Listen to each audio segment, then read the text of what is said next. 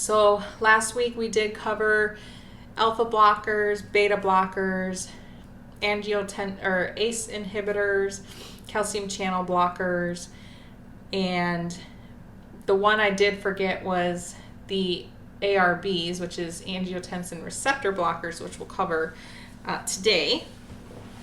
And let's see. My goal, it's not a super exciting stream this time. I have lots of stories that go with some of these drugs and whatnot, but it's not going to be a super interesting stream, but there's going to be tips and tricks to help you remember some of the medications and what classes they go to. My goal is to cover all the other classes that are most used in all populations. So if you work in the ER, or if you work on a med-surg unit, if you work in the clinic, if you work in dialysis, it doesn't really matter, ICU, it doesn't really matter what unit you work in. These are the ones that you're going to see most commonly in your patient population. So I'm sure there's a whole lot more than what I covered last week, this week, and next week. But yeah, I'm covering the ones that you're going to see most often.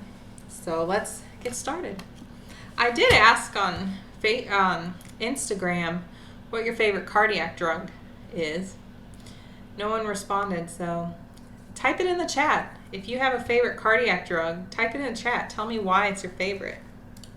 I want to know. And it doesn't have to be a specific drug if you don't want. You can do a class too. All right. Cardiac drugs continued. Let's do it. So this stream we're going to cover angiotensin receptor blockers, or ARBs, just to kind of close out last week's hypertension medications. We're going to talk about antiarrhythmics, anticoagulants, and antiplatelet medications, cholesterol lowering agents, and vasodilators. And then last but not least, positive inotropes, digitalis, agents. Anyway, I left that at the end because that kind of goes into what we're going to talk about next week, which is my favorite.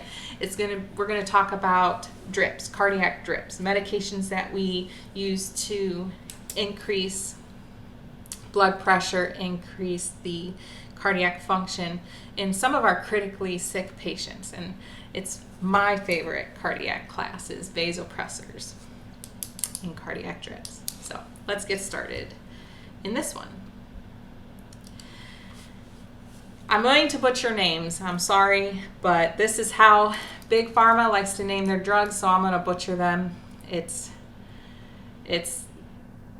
kind of embarrassing, but you know what? When you have medications that have a lot of X's and Z's and all these other pronunciations, it's really hard to pronounce. And I have problems pronouncing words as it is. I mean, everyone has their thing, right? Mine is mispronunciation. I always had an issue with that, even growing up. All right, let's close out hypertension. So angiotensin 2 receptor blockers. If you remember, we have that the renin-angiotensin system where our kidneys talk to our brain, talks to our receptors, and what it does is when they notice that our blood pressure has dropped, our kidneys will secrete renin, which will then take and convert angiotensin 1 to angiotensin 2, which then attaches onto the receptors onto our smooth muscles on the blood vessels and tighten them up, which will shoot our blood pressure up and keep us alive. Well, some people, we need to relax those blood vessels. So we have ACE inhibitors, which is angiotensin converting enzyme. It inhibits that from turning angiotensin 1 into angiotensin 2. What that causes, though, is there's no circulating angiotensin 2 or too low of it. So what scientists or drug scientists came up with was angiotensin 2 receptor blockers. And what this does is it attaches those, I guess I should go through it. Here we go. So kind of like our beta blockers, alpha blockers, calcium channel blockers, it goes ahead and sits on those receptor sites that angiotensin is supposed to, kind of like musical chairs. It gets those receptor sites, so then angiotensin 2 can't get on those. They get kicked away because they're losers. No, they're not losers. All right, these drugs are going to end in Arstan. So some of the common ones, valsartan, losartan. So, this should be an S. Sartan. Medications that end in sartan, S-A-R-S-T-A-N, those are the ones that are going to be ARBs. And valsartan and losartan, those are the main ones that I have given. There are more out there, but those are the two common ones that I have seen. Like I said, it relaxes the vascular walls because it plays musical chairs with angiotensin 2, gets those receptor sites first, and then causes the vascular walls to relax. I forgot to say that it's like fall here in Texas. That's what I was most excited about. I even wore my fall shirt. It says fall with a bunch of fall leaves. I can't really tell where the F is, but it's there.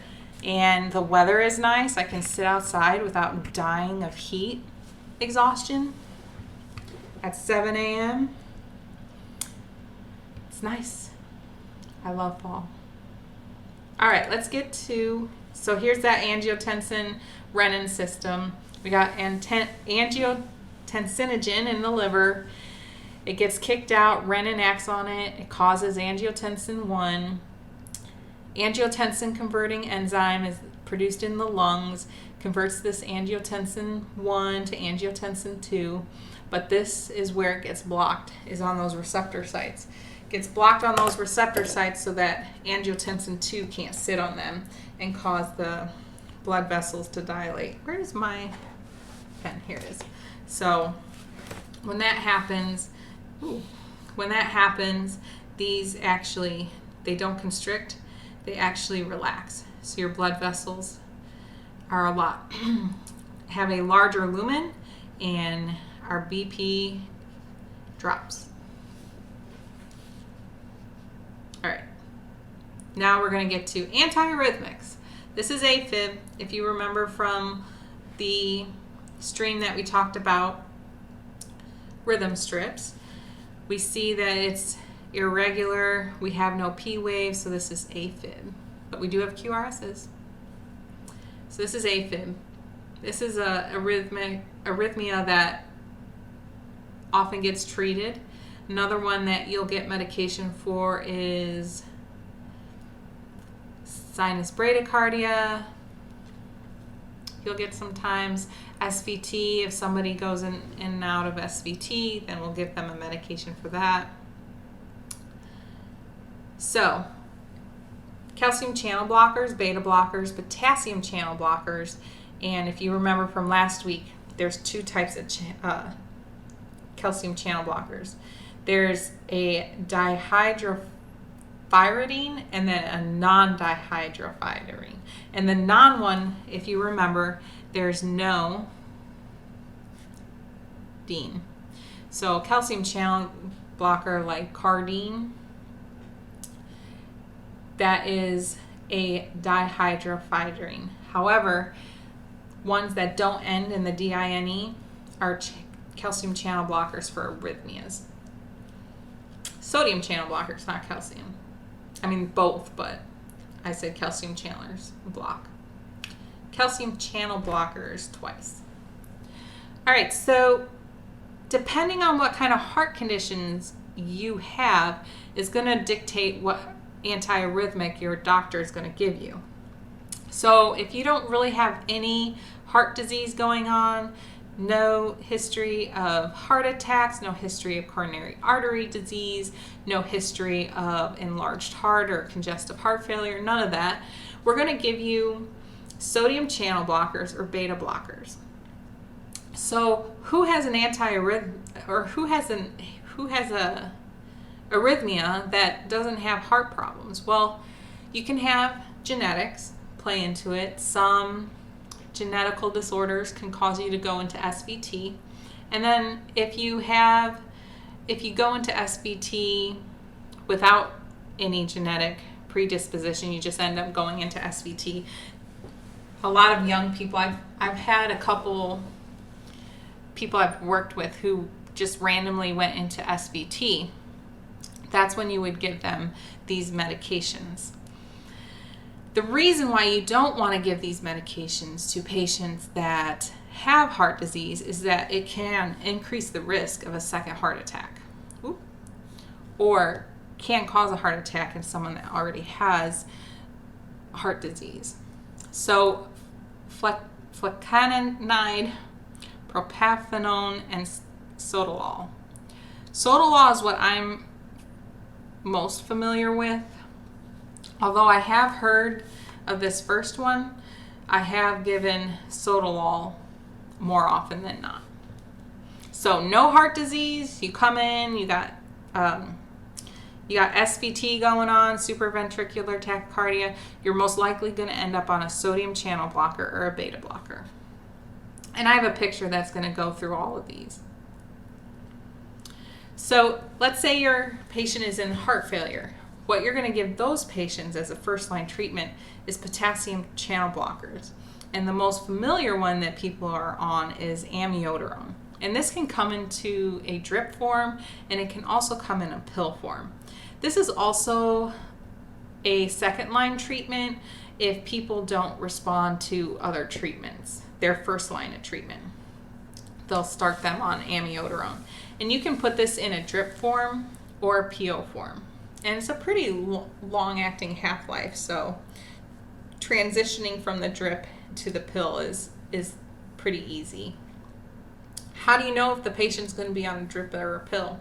Well, if the patient is in AFib, atrial fibrillation, and they don't have any medication before, this is completely new to them, what we usually do is we bolus the amiodarone and then start them on a drip.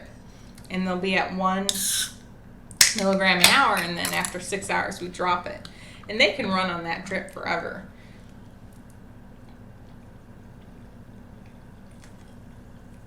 Sorry, I was thirsty. They can run on a drip forever, but then we can transition them to a PO form later. All right, coronary artery disease. The first line treatment for that would be a beta blocker or a potassium channel blocker like amiodarone. Beta blocker being armitolol. You can do sotalol. Okay. All right, so this is how you can remember it. Some block potassium and calcium channels. SBPC. Some block potassium channels and calcium channels. So, here's some sodium channel blockers. That's class 1. And if you look, there's 2 different ways that antiarrhythmics affect the heart. We've got them affecting the heart on a cellular level, where myocytes are affected, and myocytes are the muscle cells in the heart. And then we've got some that will act on the SAV-AV node, and that is one of the electrical conductors in your heart. All right, so depending on what medication you are is where it will affect in the heart and affect in the electrical activity of the heart. So on the myocyte side, we've got our sodium channel blockers that affect as sodium increases during depolarization, it blocks it, which then causes your rhythm to be normal. Then we've got this potassium blocker, and that is in the second phase of electrical activity where potassium drops because it's going into the cell. And then we've got the calcium channel blockers, and that causes the calcium not to get into the cells, so the contraction is not the contraction is either delayed or it's corrected. And then repolarization, again, is where we have our potassium channel blockers working. And in the SAAV node, we've got our calcium channel blockers affecting phase 0, and then for phase 3, we've got our potassium channel blockers, and then our beta blockers affect phase 4. These phases here, they're all the different phases of the cardiac electrical activity. Depolarization, repolarization, actual contraction. All right, so with antiarrhythmias, we need often to put our patients on anticoagulants, especially if they're in AFib, and we'll talk why. I have a picture for that. So when your heart's in a dysrhythmia, especially your fibrillation, so your AFib or VFib, blood isn't going anywhere. It's just kind of jiggling and inside there. It's kind of like if you take a bowl and you shake it around with water in it. It just is jiggling around. It's not going anywhere. In AFib, it can go, some blood gets pumped, but not all blood. It's just jiggling in the atrias. There's no forceful contraction. So if blood isn't flowing, it starts to form clots. And clots, if they get past those atrias, it goes into tissues such as the heart vessels, the brain vessels, or even in your arms and legs. And what causes, or when it does that, it causes blockages, which then causes tissue damage to the tissues distal of the clot. So blood can't get to those tissues, the tissues start to die. That's when you start having heart attacks and strokes. So it's important when our blood isn't flowing properly that we go ahead and we get our patients on anticoagulants. Blood thinners prevent clots. It's not 100%, but it does lower the risk drastically. And there's a lot of different kinds of anticoagulants, and each of them works on different parts of the clotting cascade. Each has a reversal, and this is important because if you have a patient, in my unit, we have a lot of patients that come in and sometimes they're on a blood thinner, and when they fall and they hit their head and they start having a head bleed, we need to know if they're on a blood thinner so that we can either reverse that blood thinner and help prevent any further bleeding, or we can monitor values, blood values, to figure out how thin their blood is and if we need to intervene with that. Sometimes we have to switch these patients to a different type of blood thinner so that we can easily stop it. It has a shorter half-life, so we can easily stop it if a patient's bleed gets even worse. So this is a heart that's in ventricular fibrillation. So both the atrias and the ventricles are just shivering. They're just shaking. And what you can see here is there's some dark areas up here, and there's no real good flow of blood. It's not going into the pulmonary artery. It's not going into the aorta. It's just sitting here in the heart, jiggling.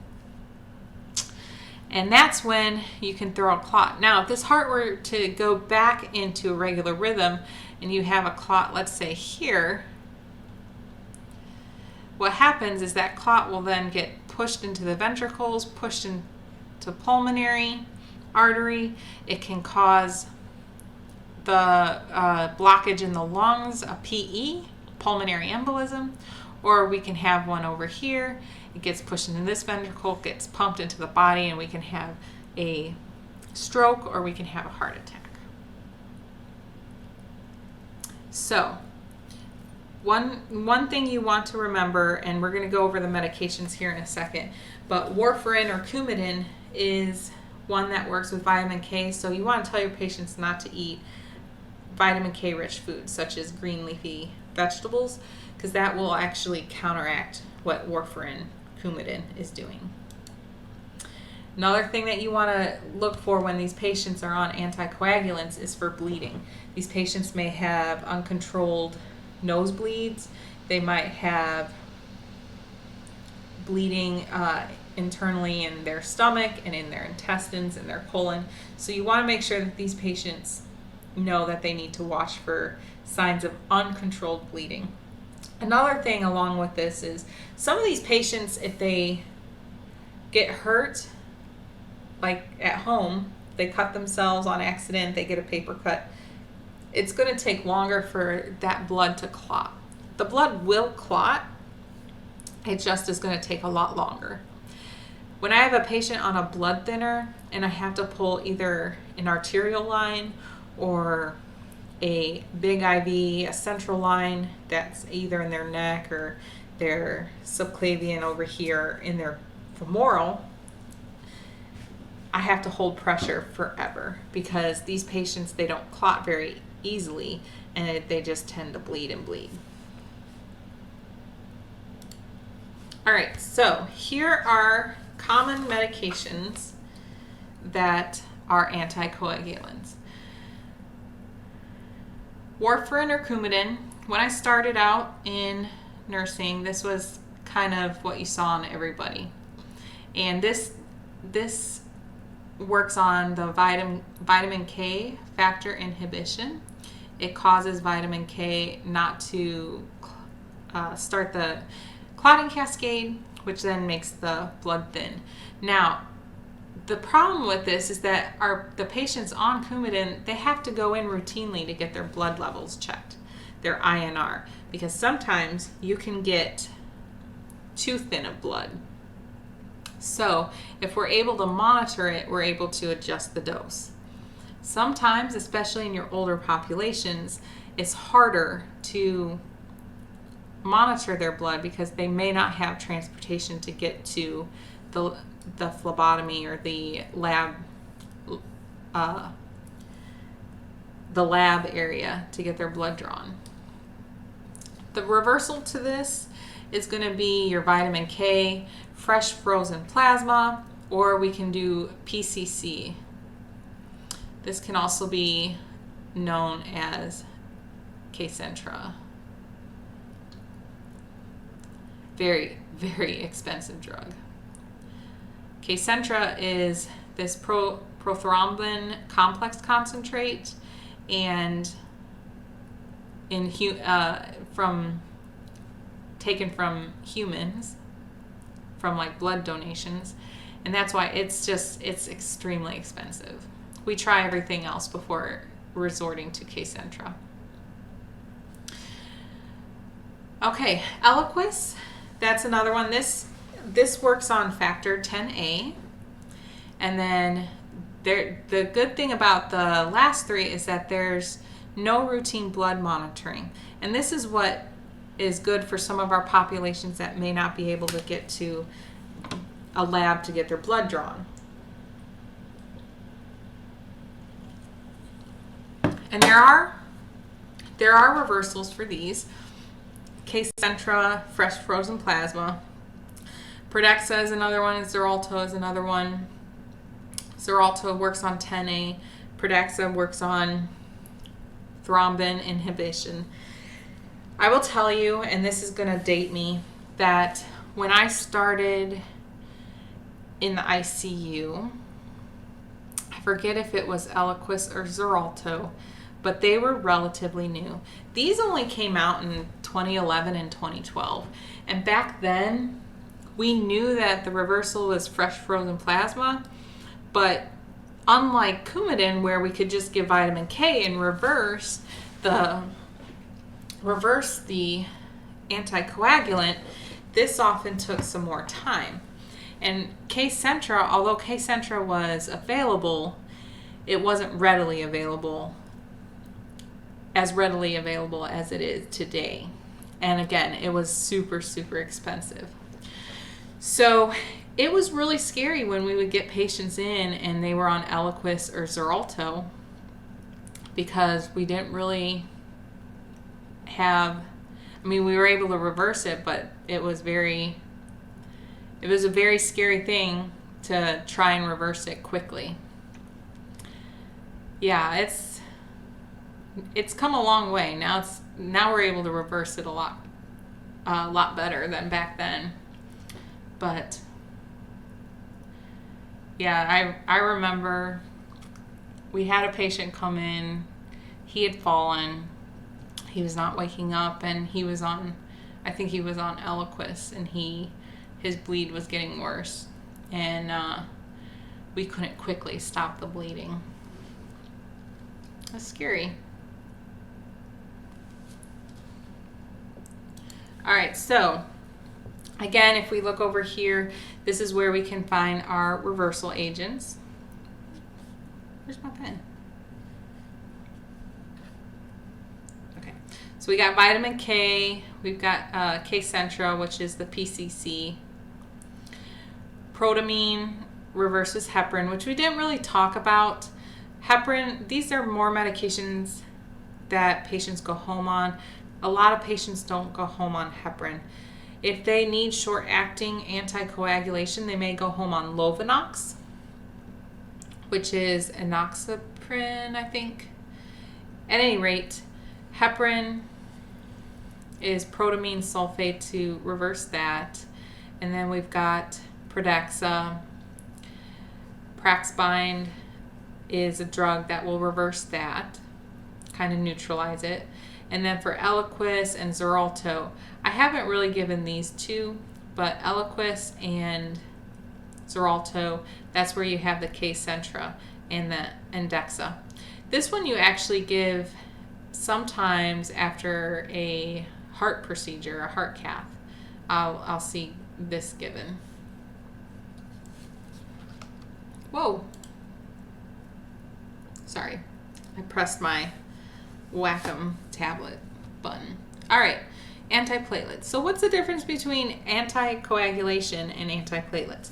Well, anticoagulation, in the name coagulation, that works on the clotting cascade, whereas antiplatelets causes or keeps the platelets from sticking together. There, now it showed up. Keeps the platelets from sticking together. And that helps keep them flowing in the body. And when it hits an area where platelets would normally just gather up and start clotting off the area, this is where the antiplatelets work. So when you have a plaque burst in your blood vessels, so when you've got a lot of plaque buildup, platelets will tend to gather on those points where the plaque breaks off. Any injuries that are in your vessels, that's where platelets will start to congregate and stick together and try and heal up that area. So that's where antiplatelet therapy is really important in those patients that have coronary artery disease and really a lot of plaque buildup, open heart surgeries, stent placements.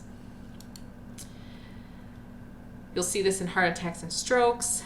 Like I said, if you have a stent placed because you had a heart attack, because your blood vessel just had a lot of blockage in it, then you're going to most likely end up on antiplatelet therapy. So two of the ones that I have come across the most is aspirin, and this is what they call baby aspirin. Don't let the name fool you. You should never give a baby aspirin. But this is a baby aspirin.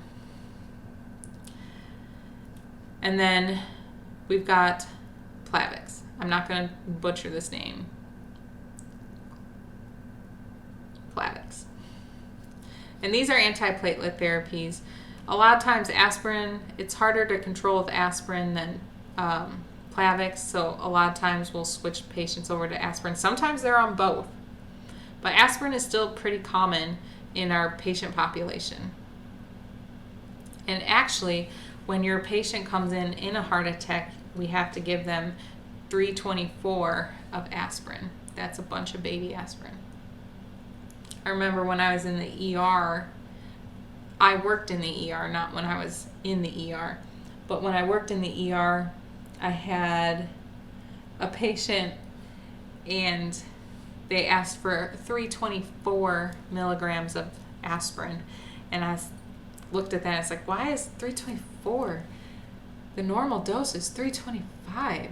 So I asked about it and ended up I was wrong. It was just a bunch of baby aspirin. 4 to be exact. What is going on? 4 baby aspirin and not, this is not working the way I want. Anyway, and not a 325 aspirin. So I learned that pretty quick.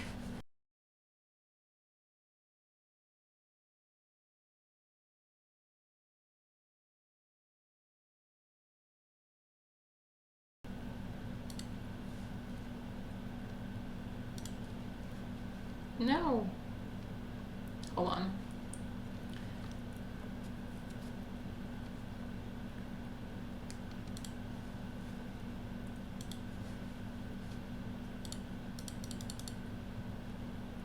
Okay. Yeah, for some reason this just kind of froze on me. Sorry about that.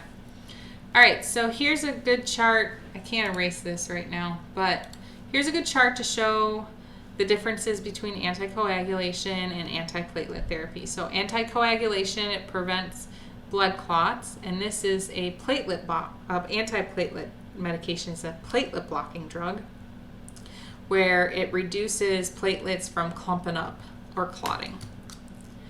This anticoagulation drugs slows down the clotting because it prevents or reduces fibrin formation. That's part of the clotting cascade.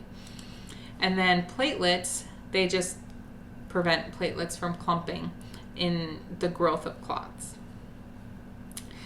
Anticoagulation is often used for conditions with stasis, so AFib.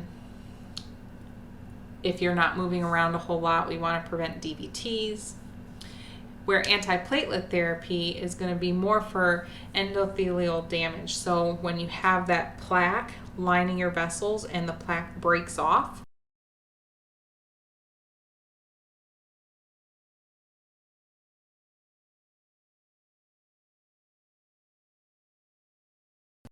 and then we got our examples down here. All right, cholesterol lowering drugs. These are your statins. There's 3 kinds, but we're going to start with statins. And these, we want high HDLs, we want low LDLs. So this helps with that. So this works in the liver. Statins work in the liver. And what it does is it reduces how much cholesterol is made in the liver, and then it also helps the liver remove cholesterol out of the body. So cholesterol in the liver is, or the liver is where cholesterol is kind of metabolized and utilized and made based off of what we eat. So statins work there. So like I said, it's going to end in the word statin. So some of the common ones are atorvastatin, pravastatin, and simvastatin. You'll see a lot of your patients on this medication. And this one too, there are studies out a long time ago where they say to take your statins at night. It doesn't hurt you if you take it during the day, but there is a couple of research studies that say if you take it at night, it works better.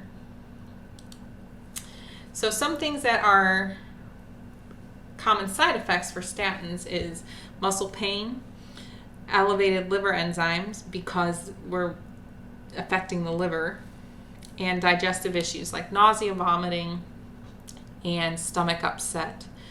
So you want to make sure these patients are getting some liver enzyme studies done once in a while, or if they are admitted to the hospital, just grab a couple of liver enzymes to see where we're at with that.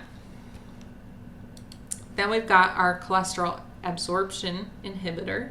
And this medication, it reduces the absorption of cholesterol within the gut. And the most common one that I see is Zetia. I'm not going to try and pronounce this one. I'm just going to stick with Zetia. Again, we're going to have muscle pain associated, or not everybody, but you're going to have a common side effect for this drug is muscle pain, and then again, digestive issues such as nausea, vomiting, stomach pain. And then the last one is bile acid sequestrants. So this blocks bile in the stomach, and bile, the purpose of bile is to help digest fats. So any fats that we eat, it will digest it and then get it sent to the liver. So what this does is it blocks bile from digesting the fat, so then the fat just passes through the digestive system without actually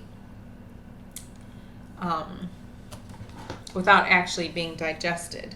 I want to check something really quick here.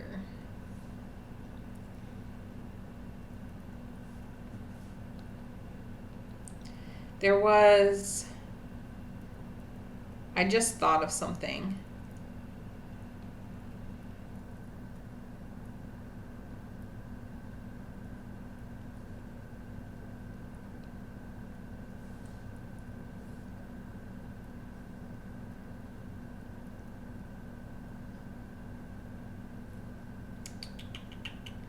Yeah, there was in the 90s. I want to see if this is what that was. Olestra. There was a thing called Olestra, and they would put those in the chips.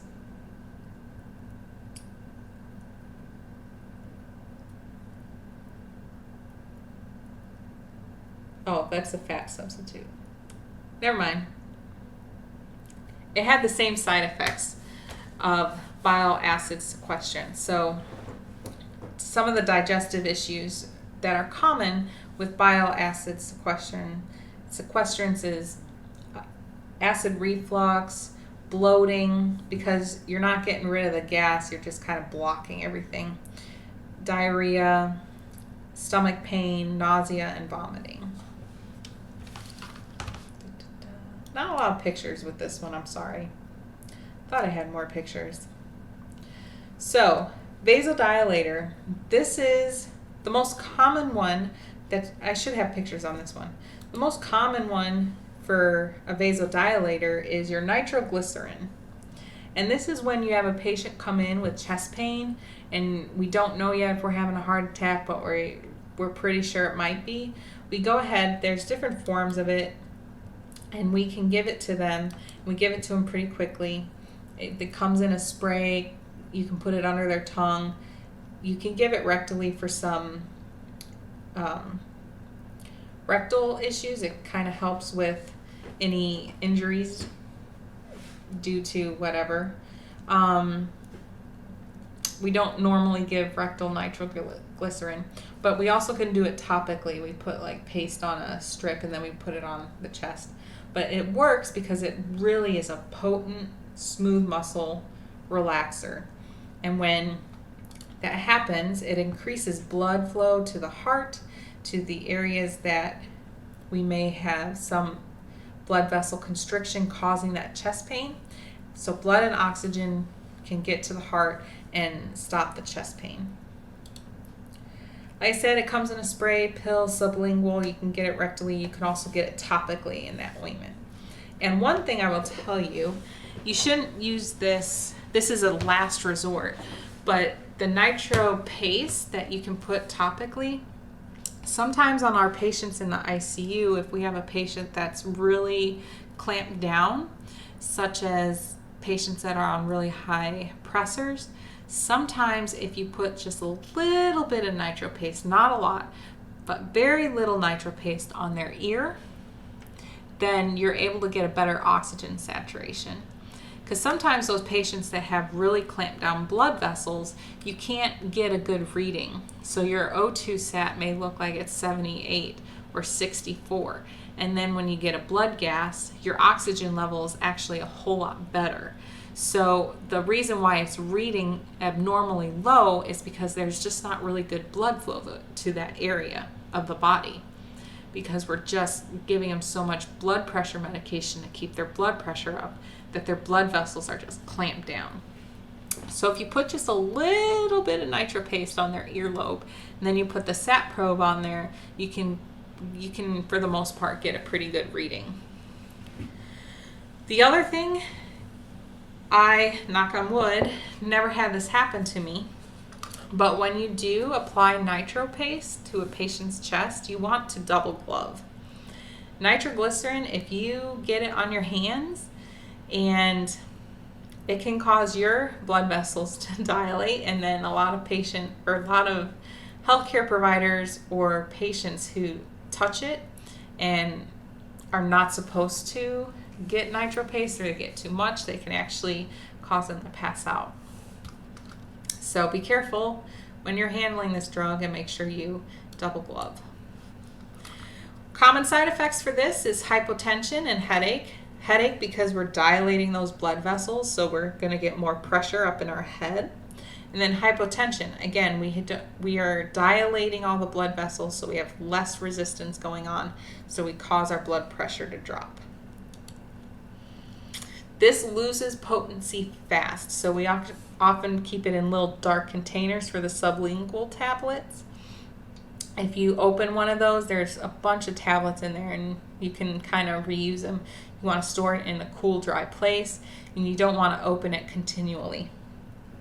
When you have it in a drip form, it's always in a darkened bag. Okay. Nitroglycerin is also used in explosives. So this is your joke for the day. They want to know where they got that batch of nitroglycerin tablets because the guy's head exploded after taking it. I thought it was a little funny. There's a couple of jokes that had that. And then this is me. Ooh, sorry. This is me. I seem stable, but sometimes nitroglycerin also seems stable until it explodes. So, medical nitroglycerin is not going to explode. It just loses its potency very fast. I will tell you, we never did it, but when I worked in the ER, we would have little vials of the sublingual. They're little dissolving tablets, and our patient would take 2 or 3 of them and then be fine, and then we'd have all these little vials of it. And when it was slow in the ER, I'd be like, all right, who wants to take a nitroglycerin challenge and see who passes out first or who passes out last. Nobody took me up on the challenge. I certainly didn't do the challenge either. I didn't want to end up being treated by anybody I worked with.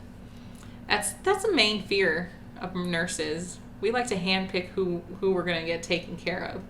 And I love the people I worked with. I just don't want people I work with taking care of me. Seeing me naked, mainly. All right, we're going to end today's study session with positive inotropes. There are negative inotropes, but we're going to talk about positive inotropes. So what positive inotropes does is it increases the intracellular calcium, and it also increases the sensitivity of the proteins that bind to the calcium. And some medications do one, some medications do other.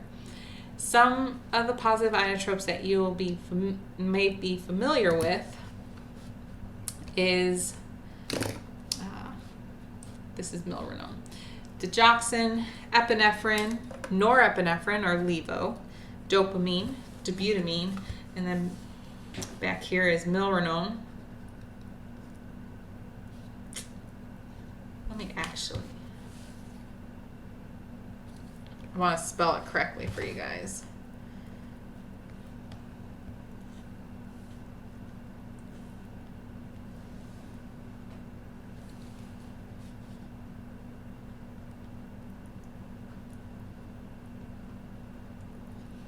So, what this ends up doing to the heart is it causes it to contract harder, stronger, and increase the amount of blood that gets pushed to the body.